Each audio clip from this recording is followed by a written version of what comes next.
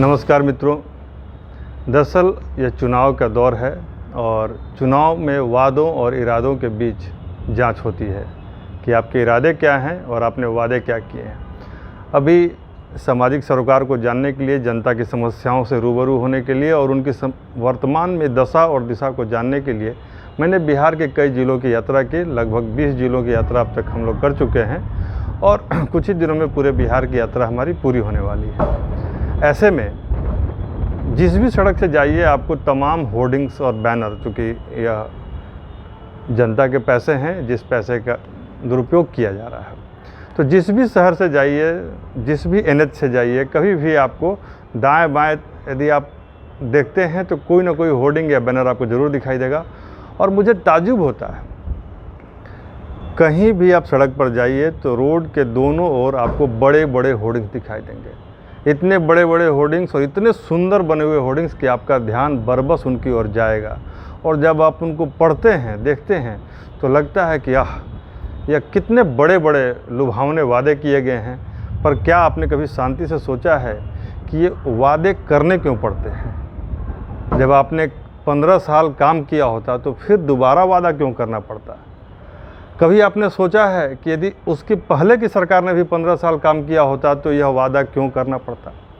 यह वादा इसलिए करना पड़ता है कि आप भविष्य की गलतफहमी में जीते रहिए और वर्तमान की चुनौतियों से आपका ध्यान हटा रहे और वर्तमान में जिन जगहों पर सरकारें पिछड़ गई हैं, अपना कार्य का निष्पादन नहीं कर पाई हैं, उन पर आपका ध्यान न जाए। और इसके पहले की सरकार यह सोचती है, जो कि आज से 15 साल पहले रही होगी और उसके 15 साल पहले तक उसने शासन किया, उन सरकारों में जो लोग रहे, और अब वो ये सोच रहे हैं कि कहीं ना कहीं जनता की जो यादाश्त है बहुत कमज़ोर होती है। तो जनता के यादाश्त को कमज़ोर समझकर वो मानते हैं कि हम यदि फिर से कुछ नए वादे कर देंगे तो जनता हमारे पुराने करतूतों को भूल जाएगी। पब्लिक के बारे में कहा गया है कि यह पब्लिक है, यह सब जानती है। जी हाँ, यह पब्लिक है और यह सब जानती है। आपने कितनी रफ्तार में काम किया है और रफ्तार का प्रयोग आपने किस काम को करने में सबसे ज़्यादा किया है, यह पब्लिक सब जानती है। यह पब्लिक यह भी जानती है कि कब कब बाहर रहा है और कब कब बाहर बिहार से बाहर चला गया है, किसने उन्हें बाहर भेजा है और इतनी लंबी कतार किन लोगों के चलते लगी, यह पब्लिक सब जानती है। इसलिए ज़रूरत नहीं है कि आप वादे और इतने लंबे लंबे वादे करें। पब्लिक यह भी जानती है कि वो पोस्टर कैसे बने हैं। पब्लिक यह भी जानती है कि उन पे आने वाला खर्च 2-3 बड़ी पार्टियां ही क्यों कर पाती हैं।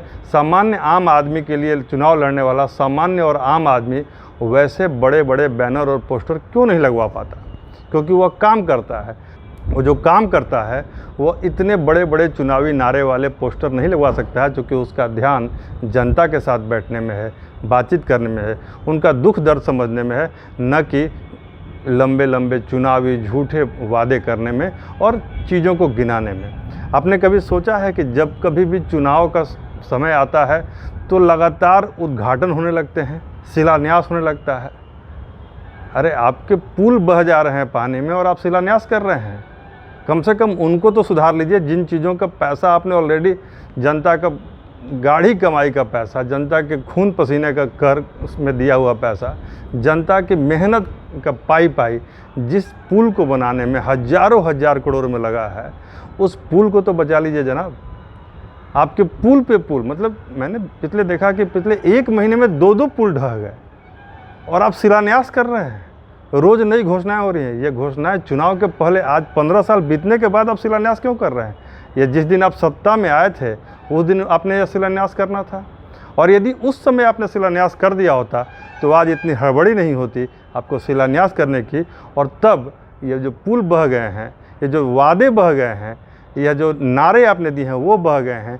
आपने जो तिलिस्म दिखाया था, जो सपने दिखाए थे, ये पुल नहीं बहा है, उस पुल के रूप में वो सपने बहे हैं, वो वादे बहे हैं, वो इरादे बहे हैं। इसलिए कोशिश कीजिए कि कम बोलिए, लेकिन जो बोलिए वो करके दिखाइए।